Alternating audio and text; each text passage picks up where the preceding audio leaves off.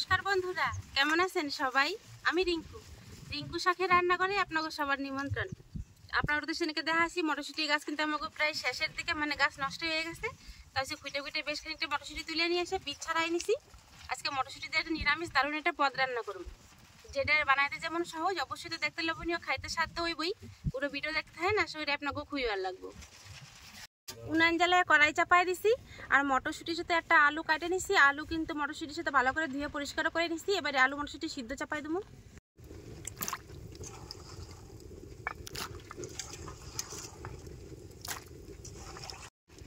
অল্প একটু নুন দিয়ে দিলাম, তাহলে মটরশুঁটি আর আলু তাড়াতাড়ি সিদ্ধ হয়ে যাইব। থাল দিয়ে ডেকে দেবো।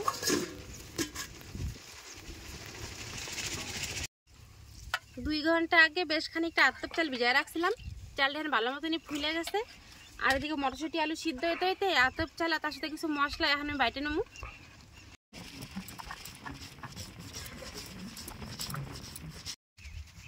আতপ চাল ধরে আমার মিহি করে বাটা হয়ে গেছে।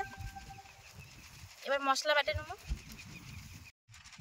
1 টুকরা আদা, 4-5টা শুকনো লঙ্কা, অল্প একটু জিরা আর তুমি অল্প করে 4 মগজ বা মগজ দানা, এই সব কিছু নিপাস করে বাইটে নেবো।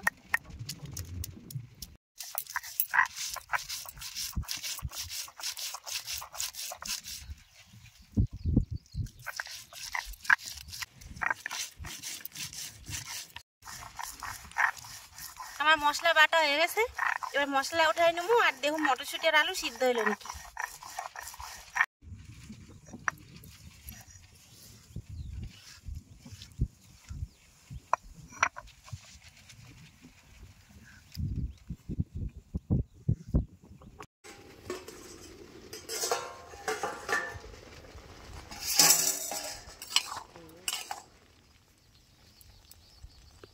এই দেখেন মটরশুঁটি আর আলু ভালো মতোই কিন্তু সিদ্ধ হয়ে গেছে।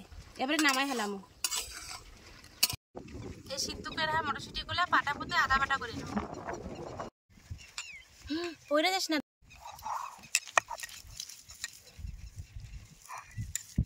এক বাটা করে দিলেই হইব, বেশি নিপাস করার দরকার নাই। আর একটু ভালো মতো সিদ্ধ হয়ে গেলে এমনি নিপাস হয়ে যাবে তখন।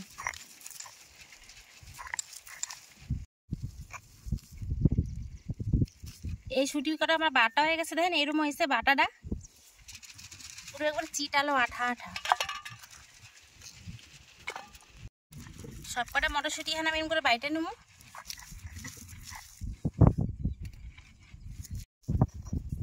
সব কটা সিদ্ধ করে রাখা মটরশুঁটি কিন্তু আমার বাটা হয়ে গেছে। এবার উঠাই নেবো।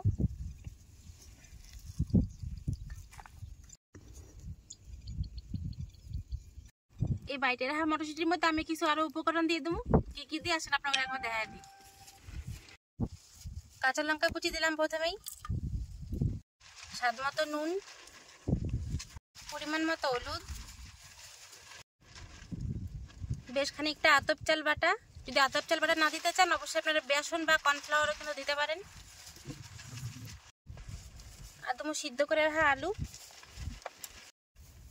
আর দুমো বেশ খানিকটা কাসুরি মেথি।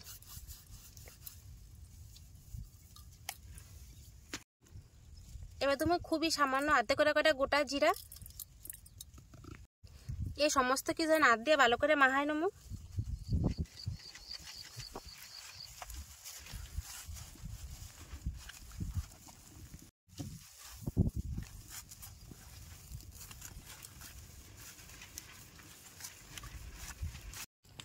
সমস্ত কিছু উপকরণ দিয়ে মটরশুঁটি বাটাটা বেশ ভালো মতো মাখাই নিছি। আর দেখেন পুরো তুমি আমার চিটচিট ভাব কিন্তু হয়েছে, মানে আমার মিশ্রণটা এখন পুরোপুরি তৈরি। এবার কড়াইতে তেল গরম করতে দিব। কড়াই পরিষ্কার করে আবার উনুনে চাপাই দিছি। তেল দেওয়ার আগে অবশ্যই কিছু শুকনো মশলা ভাজি নেবো। কী কী মশলা ভাজি আছেন একবার দেখাই। প্রথমে দেবো কয় টুকরা কাজু বাদাম। কাজু বাদামটাকে ভাজে উঠাই নেবো। কাজু বাদাম ভাজা হয়ে গেছে, এবার উঠাই এলাম। এবার দেবো গোটা গরম মশলা। গরম মশলা একটু নাড়াচাড়া করে নিই। এবার দেবো জিরা। তাপমাত্রা অনুযায়ী দিতে হবে। গরম মশলা জিরা কিন্তু একসাথে ভাজা হয় না।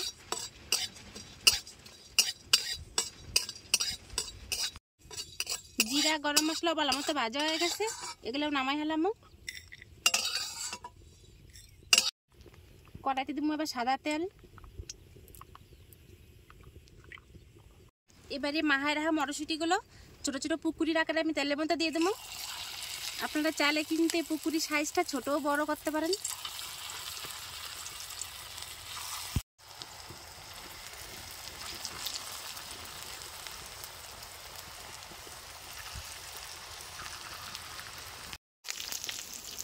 পুকুরিগুলো দেখেন কত সুন্দর ভাজা হয়েছে, এবার নামাই হলাম। কতটা মুচমুচে আছে দেখছেন সবগুলা। এরকম করে সব কটা পুকুরি এখন ভাজে নেবো। আওয়াজ কত সুন্দর।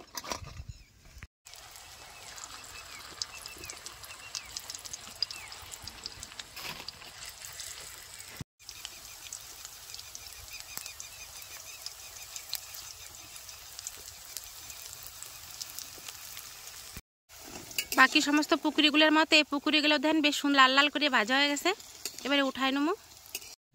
কড়াইয়ের তেল গরম হয়ে গেছে, অল্প একটুখানি হিং সোমবারে দিব, আর তুমি অল্প একটুখানি জিরা। সোমবারটা ভাজা হয়ে গেছে, এবার তুমি বাইটে রাখা মশলা।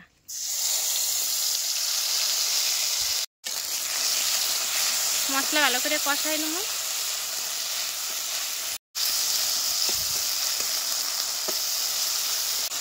সমস্ত মশলা আধা ভাজা হয়ে গেছে, এবার তুমি স্বাদ মতো নুন আর পরিমাণ মতো হলুদ। স্বাদ মতো নুন, পরিমাণ মতো হলুদ, আর তুমি একটা পাকা টমেটো ভালো মতো একসাথে আবারও কষাই নেবো।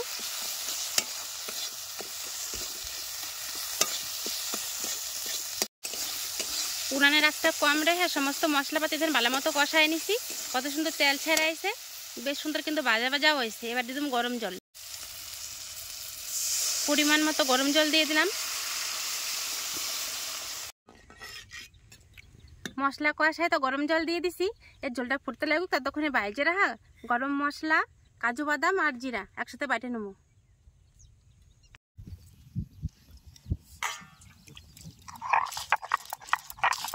এই যে কাজু বাদামটা বাইজে দিলাম, এই কাজু বাদাম ভাজার সেন্টে কিন্তু তরকারির স্বাদটা ডবল হয়ে যাবে।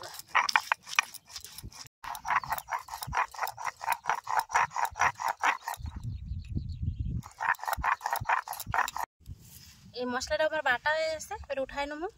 ওইদিকে মনে তরকারির ঝোল ফুটতে আরম্ভ করে দিল। একেটাই গরম জল, আবার অল্প পরিমাণ।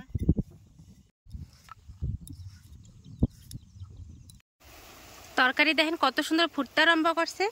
যে আলুটা সিদ্ধ করছিলাম মটরশুঁটির সাথে কিছুটা পরিমাণে বাঁচায় রাখছিলাম, সেটা এখন হাত দিয়ে এরকম করে চাইপে দিয়ে দেবো।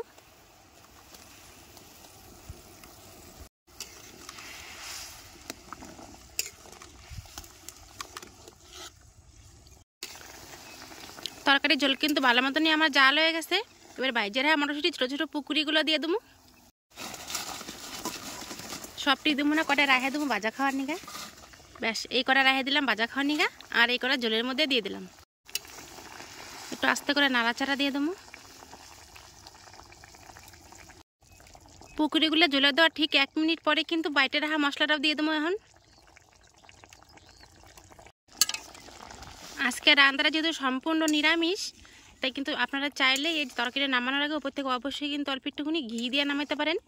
কিন্তু মাঠের মাঝখানে আমি ঘি আর পামু কই, তাই আর ঘি দিলাম না, এমনি নামাই দেবো। সমস্ত মশলাপাতি দিয়ে উনানের উপরে 2 মিনিট রাখছিলাম। দেখছেন এখন বড়াগুলা মানে পুকুরিগুলা কত সুন্দর বড় বড় হয়েছে, এটা ফুলে ফুলে।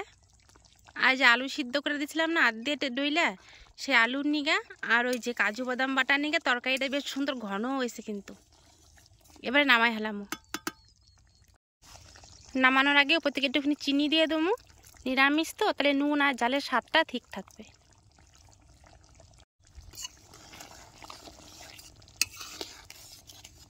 ব্যাস হয়ে গেছে, এবার নামাই হলাম।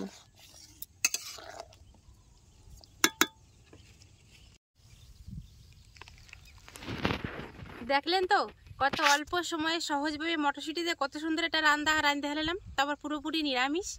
আর রান্নাতে কোনো ঝামেলা নেই, সে তো আপনারা দেখছেনই। খুলে মটরশুঁটি সিদ্ধ করে বড়া বাজে রান্ধতে হলে হলো। আসলে যেটা কি নাম দেওয়া যায় আমি নিজেও জানি না, এটার কি নাম দেওয়া যায় অবশ্যই কিন্তু সেটা আপনারা কমেন্ট করে জানাবেন যে আসলে এই রেসিপিটা আমার কি নাম দেওয়া যায়। এবার গরম গরম খাই দিম কেমন স্বাদ এসে। থালে ভাত বেড়ে নিছি, আর এখন নেবো তরকারি। কত সুন্দর ঘন হয়েছে কে কত, আলু সিদ্ধর নিগে আর কাজু বাদাম বাটার নিগে।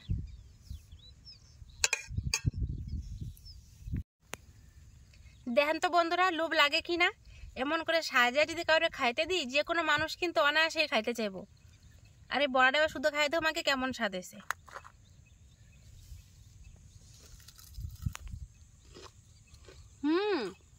দারুণ, পুরো মুচমুচা উপরটা আর ভিতরে বসে বেশ সুন্দর নরম আছে।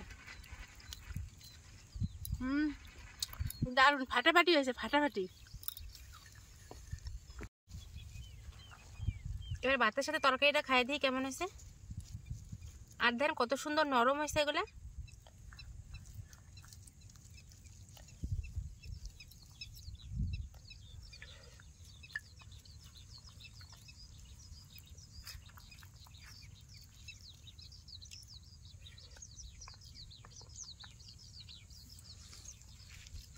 যদি এমন নিরামিষ তরকারি পাতে থাকে, আমিষ তো কেউ চাইবই না, বরঞ্চ বারবার নিরামিষটা চাই খাইবো। আরে বড়া ধরে শুধু খেলাম না, কাসুরি মেথির এত সুন্দর ঘিরান দিছে না, দারুণ। আর মটরশুঁটি যখন গরম পড়ে গেছে মানে মটরশুঁটিটা গন্ধ থাকবো, কিন্তু যেহেতু আমি মটরশুঁটি সিদ্ধ করে তারপরে বাইটে নিছি, তো কিন্তু মটরশুঁটির কোনো গন্ধ নাই, কিন্তু খাইতে বিশাল স্বাদ হয়েছে। আর আমার নিরামিষ তরকারিটা তো কোনো তুলনাই নাই, দারুণ হয়েছে, দারুণ।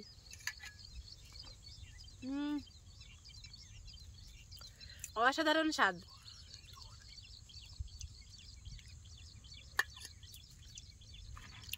পুরো নরম তুলতুলা হয়ে গেছে, আর ভিতরে তেল নুন ঝাল সব মশলাপাতি ঢুকছে, অসাধারণ। আজকে আমার এই রেসিপি, যেটা আমি নাম জানি না, নামটা তো আপনারাই দিবেন। যদি আমার রেসিপি আপনাকে ভালো লাগে তাহলে অবশ্যই এটা লাইক কমেন্ট শেয়ার আর সাবস্ক্রাইব করতে কিন্তু ভুলবেন না। তাহলে দেখা হবে পরে একটা নতুন ভিডিওতে। আজকে তাহলে এই নিয়ে শেষ করলাম, নমস্কার।